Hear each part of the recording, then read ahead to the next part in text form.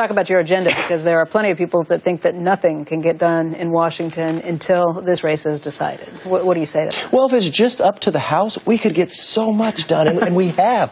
But then you deal with the Senate, and then you deal with the President. It's much different. But the House is not sitting back, and we know realistically, even though that we pass certain bills and change, say, a tax code, say, a health care, we know the President's not going to sign that. But that doesn't mean the timeline that we shouldn't put out our ideas to the American public.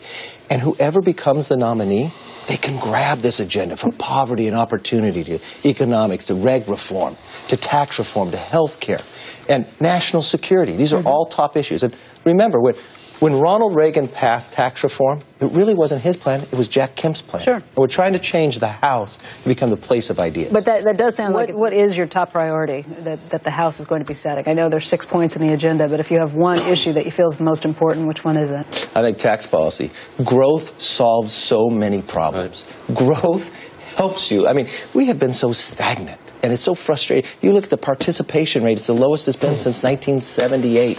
You look at how many people are stuck in poverty. If you want to get out of all these problems, our debt, growth is the answer.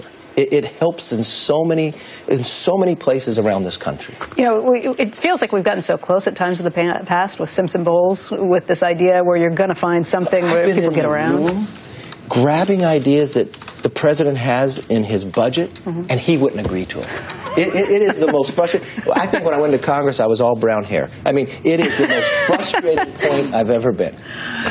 Do you feel like we get a reset, that this is going to be something that we get things done, let's say next year, starting things? I give a lot of credit to our Speaker. I mean, he has changed the direction and the trajectory of the House. It is becoming the idea place. And with everything that's going on in politics, I think people are going to turn back. The House is going to have greater strength, because what they're doing what the people want them to do. Here's ideas, here's plans, here's legislation, here's really solutions. Leader McCarthy, thank you so much for coming in today. It's great Thanks to see for having you. me. Great to see you. Thanks.